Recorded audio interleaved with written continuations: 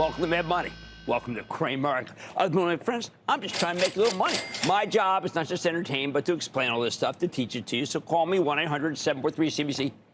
Tweet me at Jim Cramer. When you want to buy a stock, you need an edge. It's never enough to just say, you know what? It's time to buy XYZ. I just feel it. Like the darn thing's a racehorse. and you don't even know how to read the racing form. There are all sorts of ways to get an edge. I love an edge. Maybe a quality stock's dip because of an overall market decline. Maybe there's some headlines that were wrong. Maybe there's news that you think will be gigantic, but others don't realize it, and it pans out. Today, day where the Dow climbed 196 points, S&P advanced 0.27%, Nasdaq gained 0.37%. I want to talk to you about a new edge. A brief suggested by my friend Dave Kostin. He's the chief U.S. equity strategist at Goldman Sachs, and he's one of the most creative minds on the street. Now, I talk about Wall Street research a lot, and I have a history of carping about it, frankly, and you know what? That's wrong. Sometimes there's just great stuff out there that can really help you make a lot of money, like the stuff Kostin puts out. Kostin brainstorms and regularly comes up with some fabulous ideas that I like to incorporate into my thinking. He did it this morning in Squawk of the Street. That's what this is from. His stuff is essential reading. Today he has this terrific piece. It's called The Fading Tailwind from Share Buybacks. I know it sounds, look, to me, this is like, you know, it's prurient, it's whatever. The first paragraph carries the gist, quote, S&P 500 companies repurchased shares at a record pace in the first half of 2025, but buyback growth has recently stalled, end quote, he tells us, quote, S&P 500 buybacks in the first half of 2025 totaled nearly $550 billion, $490 billion net of equity issuance. However, buybacks in the second quarter of 2025 were flat year over year for the S&P 500, the Magnificent 7, and the S&P 493, end quote. So buybacks, while strong in the first half, started to fade. It faded a bit last quarter. Buybacks are integral to the market because they act as what I call a sop. If there are lots of new shares added via IPOs, but not a lot of new money coming to the market, then it stands to reason that stocks will head lower. Look, it is just a question of supply and demand. Let's not outthink this. Buybacks drain the excess supply from the system. It seems they are draining a lot less than they were just a few months ago. Kostin has some great news here. While buybacks have slowed, investors continue to reward companies that aggressively purchase their own shares. And there's your edge. Stocks with bountiful buybacks can do well here in contrast to those that might not. It's an edge. It's not foolproof, but it's certainly an arrow in your stock picking quiver. And the market is so hard, you need things like this. So let's go to the next level. There are some caveats that he gives you. The one big beautiful bill will broadly help increase corporate cash flows. Positive. But Kostin's worried about surging CapEx, meaning companies spending on new plant and equipment. Now, I don't mind that, but you know what? I do want these buybacks to continue. Which brings me to the best part of this kind of analysis and the entire report. It's the introduction of Kostin's list of buyback aristocrats. Now, you might have heard about dividend aristocrats, which are companies that consistently increase their dividends for 25 years or more.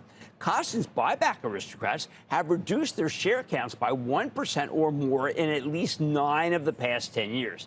Given the throttling back of the buyback ratio, these stocks could rise to a premium versus the rest of the market. And Kostin's buyback aristocrats typically outperform when the economy slows. Hey, like we're seeing right now. So which of his buyback aristocrats are the best of the best? Now, this is what I like to do because I am a stock picker. I like to go through these lists, and there's a number of names of them, looking for stocks that I'm already a fan of that I think can go higher off their own fundamentals. Now, there are a whole bunch of characteristics that Kostin chooses to accentuate, but I'm gravitating to the column that highlights the average annual change in share count during the past 10 years. This is the hard part. In terms of just closing your eyes and buying stocks that have large share count shrinkage, DaVita's number one. Now, this is a kidney dialysis company that has indeed retired 9% of its share count annually for the last 10 years. That's big. But you see, it's not something I want to buy with RFK Jr. anywhere near the specialty medicine business. Second is eBay. Now, it's intriguing. Just put a good quarter. That is not enough for me because I fear the old eBay coming back. It has retired stock at a 9% clip, though. Then up next is Synchrony Financial. That's a credit card issuer which has retired 7% of its shares per year. Tempting? No, because, see, I prefer Capital One, which said this very day that it's stepping up share repurchasing this quarter. Oh, and then there's another one. Don't tempt me. It's HP, the printer and PC company. That's bought back 6% of its shares on average. No thanks. See, it keeps missing the quarter. A buyback can't cover up these kinds of snafus. But let's cut to one that I am predisposed to. AutoZone, AZO, the auto parts chain, which does very well in a slowdown because more people want to fix up their old cars, save some money rather than have to go buy a new one. AutoZone's got a legendary buyback. I checked out the share count over the last decade, and it's astounding. 10 years ago, it had roughly 31 million shares, and now it's less than 17 million shares. That's what happens when you're repurchasing at a clip of 6% every year. I like it. Hey, then there's another one, Jabil, a contract manufacturer for tech and healthcare that's been sensational, buying back stock at 5% annually. That's one worth looking into. Why? Because Celestica, a competitor, is killing it. I'm filing it away. I put it away for another time. Now we got to go down to the companies that have been buying back stock at a 4% clip annually to find the two that I want to pound the table on right here and right now.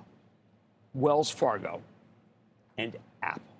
Wells spoke today at a conference. I liked everything I heard. Here's what we told club members. Quote, Wells has bought back $5.5 billion of its stock so far this quarter. That's the most the bank has bought back in a single quarter all year.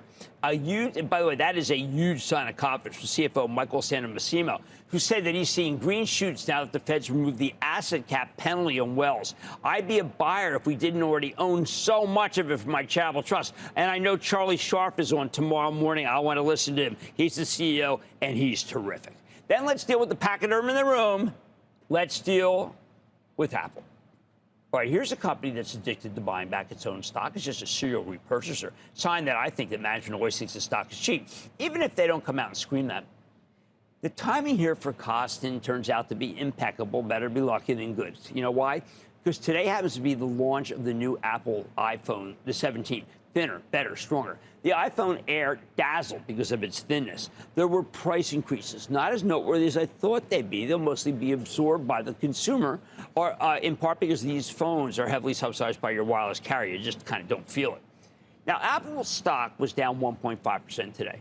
Not unusual, as this has historically been a sell the news event. Sell, sell, sell. The stock's been down or just flat after this annual iPhone announcement in 4 out of the last 5 years. People left it and said, today wasn't the day. Well, it's not supposed to be. But get this. If you look at how Apple's done 1 year after the last 5 years worth of launches, it's rallied 13% on average, and it was up in every single one of those years. There are lots of people who care about how Apple has done over the last hour, 2 hours, or maybe how long it's taken me to talk. Some care even the next day. That's all nonsense. Let's make real money, okay? 13% in a year after new iPhone launch. That's what I call real money. I like Apple. I like those launch statistics, and now I have one more reason to tell you to own it, not trade it. Apple's buyback aristocrat status. Oracle's, by the way, booming tech report tonight after the close, one that swept up a lot of tech this evening, could help reverse the negative action on Apple. Why? Because there's going to be a big pin action trade for tech. I think Apple gets swept up in it. Let me give you the bottom line here. You need fortitude to buy stocks and to stick with them. Apple's buyback helps that fortitude. That year-long increase, wow, it's worth braving today's decline. Don't forget, AutoZone, Jabil, and the incredibly inexpensive Wells Fargo. Buy, buy, buy! Christopher in West Virginia. Christopher. Booyah, Cramer. Booyah, Christopher. What chicken? Go Birds. Good win on Thursday night. Go Eagles. Go Eagles. We got my man, the clog up in the center, Jalen Carter, coming back. Had to pay a little bit of a fine there per game, but you know what? That's teaching him maybe a lesson. What's going on? Calling about a follow-up on Coca-Cola Consolidated. When we spoke last time, and you weren't a fan, I was seeing if we had a change of heart. Well, see, here's the problem. Coca-Cola Consolidated, yeah, it's a bottler. It's good. But you know what? I like to buy Coca-Cola. I think James Quincy, his stock is actually coming down. It's now selling at a market multiple. Quincy's a really great CEO. It's one of the few consumer packaged goods stocks that work. That's my pick. All right, look, it takes fortitude to buy stocks and stick with them. It's really hard to make a lot of money in the stock market. Apple's a great example, though, of what it's got a track record that makes it worth buying after a launch and a buyback that makes it enticing for everyone. Oh, man, money tonight. Drone maker AeroVironment LAV reported after the bell, and I'm running through the numbers with the CEO. Then close viewers know I've been more open to speculation as of late. Well, certainly more than anybody else on TV. But some of the market's high flyers like Oklo, Rocket Lab, and pulled back. So what should you make of that action? I'm going to go off the charts to see where we stand. And we are all about finding you opportunity in any market. That's why I wrote a book about it. So tonight I'm covering an under-the-radar convenience store chain that you may not have heard of, but could be a winner for your portfolio. So stay with Cramer. Don't miss a second of Mad Money. Follow @Jim Cramer on X. Have a question? Tweet Cramer. #MadMentions. Send Jim an email to madmoney@cnbc.com or give us a call at 1-800-743-CNBC. Miss something? Head to madmoney.cnbc.com.